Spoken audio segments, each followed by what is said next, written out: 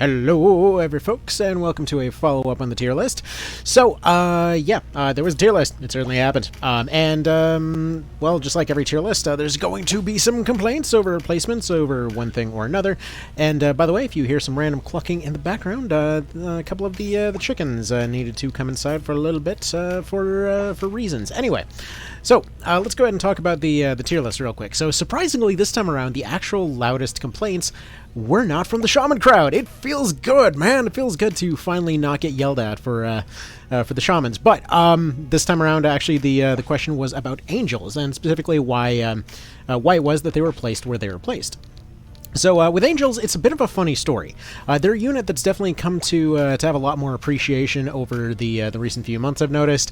And they're one of those units that's anywhere from kind of a meme to super overpowered, depending on any number of different things. Like simply taking their charm move and giving them a black lizard powder takes it from barely actually having a chance to hit anything at all to potentially being one of the most busted moves in the game. But again, this all just kind of depends entirely on how they're being used. Their Requiem is potentially one of the greatest potential mass deletions of undead units in the game, or it might just miss repeatedly, or be fairly disappointing, again, depending entirely on context. They have a lot of these kind of coin flip type situations, but they are a pretty fantastic unit overall. But either way, it's a little bit hard to judge in their particular case. I know personally, I've really been enjoying this combination of Dragon Slayer on these ones. Originally, I was actually going to use a completely different video for this. Actually, wait, do I even? I think I actually have it over here. Hold on, I got it over here somewhere. There we go. Yeah, there we go. And then there was this whole video thing, and like they were doing all kinds of cool stuff with Dragon Slayer and whatever. Yes, I'm getting better at production kind of stuff. Was this the moment where they managed to go from doing 200 to doing 3,000 to this dragon? I think it might have been. But yeah, like you see right there with like point and melody and stuff like that, their standard hit odds kind of suck. But then you have those moments where they get some pretty massive spikes. But then like right there, they come in with a friggin' 3,000 Dragon Slayer. It just feels good, man. Anyway, so let's go ahead and kind of get rid of that real quick and go back to the game proper, and continue talking on here. But yeah, so they're a class that can be really overpowered or just kind of completely waste their turns depending on how they're used. They're very difficult to judge in that way, and they're kind of pretty awkward to get a hold of. So either way, definitely one of the more powerful units in the right context, if that makes sense. Like that's what kind of makes them so weird to go and judge. Because I want to say they're super overpowered, but then at the same time, it's like, well, you get them pretty much only in the post game, so you can't really give them any credit for anything before that. A lot of their skills are functionally overpowered coin flips, so I mean, there's that. And then for a lot of their other abilities, they might be a little bit niche. Like, technically speaking, I could have used one of their moves to turn those guys back from zombies to human, rather than going for the Charms of Remission.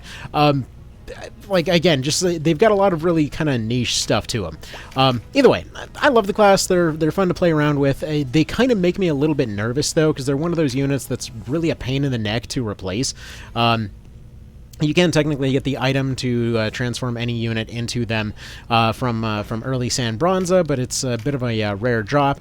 Whereas, for example, if you're going and recruiting the ones from What's-Her-Face's army, they're going to be a lot more valuable in your mind. They kind of fall firmly into that category of we're resetting if that gets deleted, because I'm not going through that process again. Though I have to say, so far they haven't died, so feels good. There's not many units that would end up kind of getting reset for, so to speak. Usually it's just ones that I'm doing testing for. So, for example, we ended up losing both Yuria and Saria, as well as my generic Dragoon over the course of San Bronza, and in my book that is completely okay, simply put, because we don't really need to test anything with Yuria at the moment. I just turned that pumpkin head back into a pumpkin so that I could switch him over from familiar to songstress to continue going down that particular testing route. And when it comes to Saria, the original thing was actually, or rather the original discussion over here was going to be over the whole Shaman versus Lich thing, and quite frankly, just the fact that they repeatedly end up dying off every time I use them kind of gives a solid answer as to why I prefer Liches over Shamans. But it's a bit more complicated than that. So As far as why I regularly will rate liches above them, there's like I said, it's a bit of a complicated answer. So on the low end, we have the more obvious stuff. So for example, in terms of availability, same old. It's about 40 maps worth of effort to go pick up the Shaman, and then it's going to be a far simpler 8 maps worth of effort to go pick up the Lich, especially the Ice Lich, which is personally my favorite version. You basically can get a Dark Lich or an Ice Lich. The Ice Lich is one of those kind of semi-unique type of units. For those that didn't know, there's a lot of units scattered throughout the game that are kind of like shiny variants, I guess you could call them, where there's specific spawns of impossible element units. So like you've got the Ice Lich in Coda 1 Pirate's Graveyard. The Dark Lich turns into an Ice Lich at that point. I guess he just sort of freezes. You've got the Dark Griffin that Andorus comes in with. You have, I want to say there was like a... I want to say there was either a dark or light fairy somewhere that somebody mentioned. But either way, there's a lot of kind of like unique element versions out there of different things, which is just kind of fun to use for different specific builds. But when it comes to the kind of the Lich, like regardless of whether you're going dark or ice with them, they're a unit that's going to be incredibly powerful right from the get-go. Now, oftentimes the comparison that gets made between the two is like, well, if nature's power rolls, then the elemental summons would do more versus one unit. Their DPS be high, yo, as the kids would say. And the thing is, sure, all well and good, but if we're comparing the out-of-the-box experience, that's also not the full story, and that's kind of what bugs me about it, because they oftentimes get called this like unstoppable meta that absolutely nothing can approach the power of, when in reality they're not unstoppable by any means. They're one of the more squishy units in the game due to the fact that they've got high speed. This also means that they bleed out a lot faster than everybody else, especially due to the fact that they're running light equipment. Their DPS, if we're talking about the out-of-the-box experience, basically their standard DPS coming off of... coming on, like if we're comparing, you just hired Ice Lich and then you just hired like we've got Ice Lich with like Ice Blast or something, and then you're going and you're comparing that together with a with like Shaman that just got their summons and everything. What you're kind of getting in that scenario is hang on, what did they just end up doing? What you're getting in that scenario is a very comparable amount between the two. This is one of the reasons that it gets a little bit weird to compare, because when you're comparing like the Ice Lich their power primarily comes from the fact that they've got way higher stats by comparison than the Shaman there. Even if you're going and training them for all their levels as a Shaman, a generic Lich will still win in that regard, meaning that their standard Ice Blast is basically doing roughly equivalent to 3.5 of the shots from the elemental summon, even with nature's power applied. So we're basically talking about a case where they're going to be similar, they're going to be doing similar but more consistent damage in that particular scenario. If we're comparing a like higher end scenario where they've gone and they've applied more charms or what have you, like if we're applying the same amount of charms to both, then the Lich would just keep on winning, but the thing is, the Shaman is locked into only the stuff that they can do. So, like, Lich in general has access to far more spells. Like, for example, if they don't have a good shot on something, they can spell charge into something else. Or, in the case of wanting to run more expensive spells, like, for example, the high-end Draconic Splashes, if you want to just have infinite MP, it's just a matter of hitting something with Life Force. You hit it with Life Force, you end up getting a pretty massive jump in your power there. As in you get your full MP bar on top of whatever meditate you were running at that point. So this just basically means that they can attack and recover at the same time. They never have to worry about running into a lack of MP. They don't have to rely on an MP stick every few rounds or relying on a feeder unit. Hell, they can even be the feeder unit while still feeding themselves using this ability. Using Salvation and Life Force is just a massively powerful combo. And again, this is just on the base level. Like, bear in mind, we're talking about just in terms of their out-of-the-box experience. If we want to talk about how hard you can optimize, it's not even close. It is the Ogre Blade is easier than it's ever been to acquire in this version, which basically means that if you're going through Palace of the Dead, you take your minimum 60 maps there, you clear it out, you get your Nibbith kill, and then you get your shortcuts. With your shortcuts, it's roughly 10 maps to go go in and pick up an Ogre Blade, right? So it's about 70 maps of effort to essentially double their intelligence and mind, on top of being able to innately give them the ability to fly or something, or give them Lament of the Dead, or give them check, or whatever other number of skills you can go and transfer from the Ogre Blade. For those that don't know, the Ogre Blade allows you to merge different units in some ways, where you keep the original mental stats and name of that unit. So for example, if this unit were to, let's say, switch over to a Dragoon, and then they would Ogre Blade into a Hawkman, they would essentially keep their 279 mind, 226 mind, you transfer them over into like a level 4 or something, right? You world back, you transfer into this lower level unit, you throw them into one thing of training, and lo and behold, suddenly their intelligence and mind are, 500 plus at that point. At which point, you use your free Ring of the Dead from Coda 3, because, by this point you've already completed those, to turn them back into a Flying Lich, because a Hawkman can be a Lich this time around. You see what I'm getting at here? Like, both on the, on pretty much every category, they're going to have an edge there. They're a lot easier to get a hold of. Their standard power is comparable to or stronger than that of the Shaman. Again, we're talking about a case where if we're optimizing a unit to the point that we're using Tier 2 summons, they can also use Tier 2 summons. The main difference would be that they're using their stats rather than nature power. They're still getting comparable numbers between, just having higher stats and using the dark versions of the Summon 2s.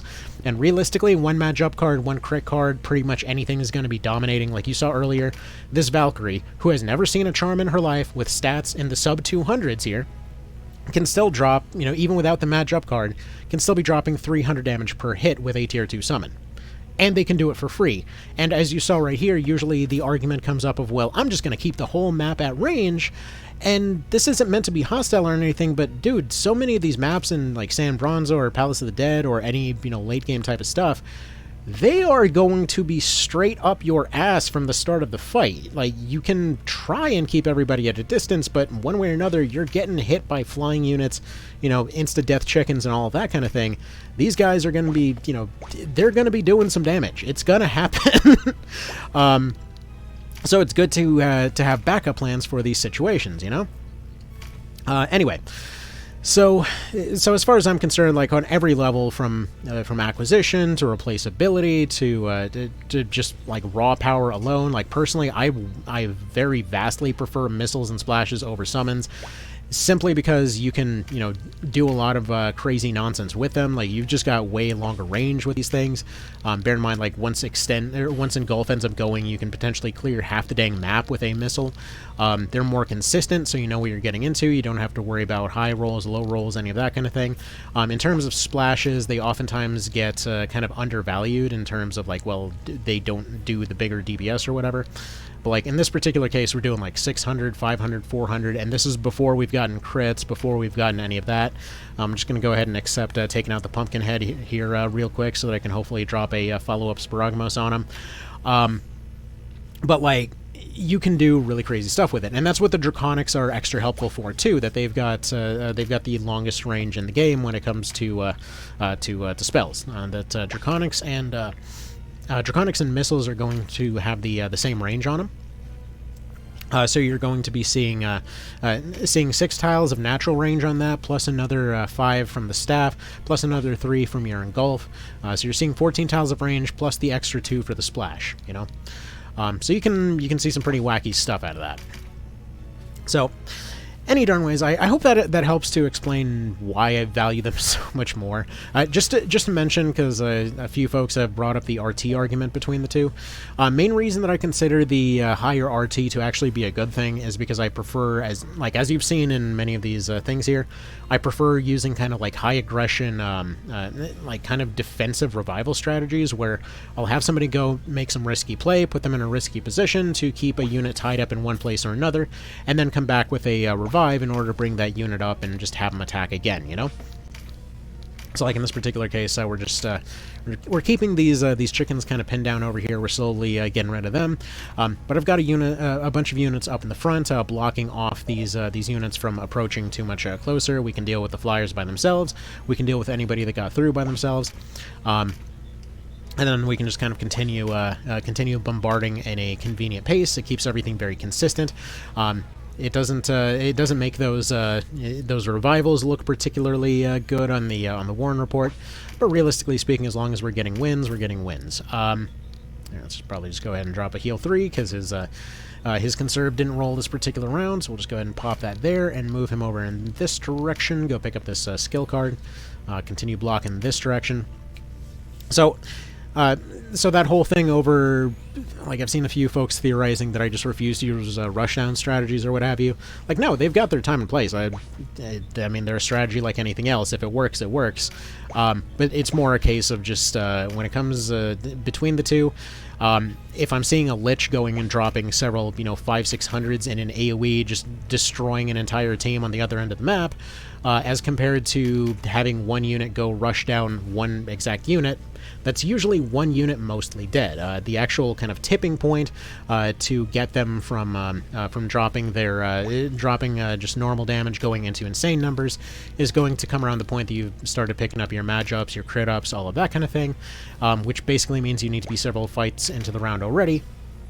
At which point we could have used this reset trick to essentially use a Lich to bombard multiple times to achieve a similar result. So anyway, yeah, hope that makes sense. That will be kind of about that there. Let's probably just go ahead and poison this guy, or at least attempt to. Worth a shot at least. Because I plan to go ahead and get this guy up here and do some Sprogmos type shenaniganry. But yeah, pretty much whatever strategy you like is whatever works. The kind of meta in this game is adaptability, not really one particular unit type.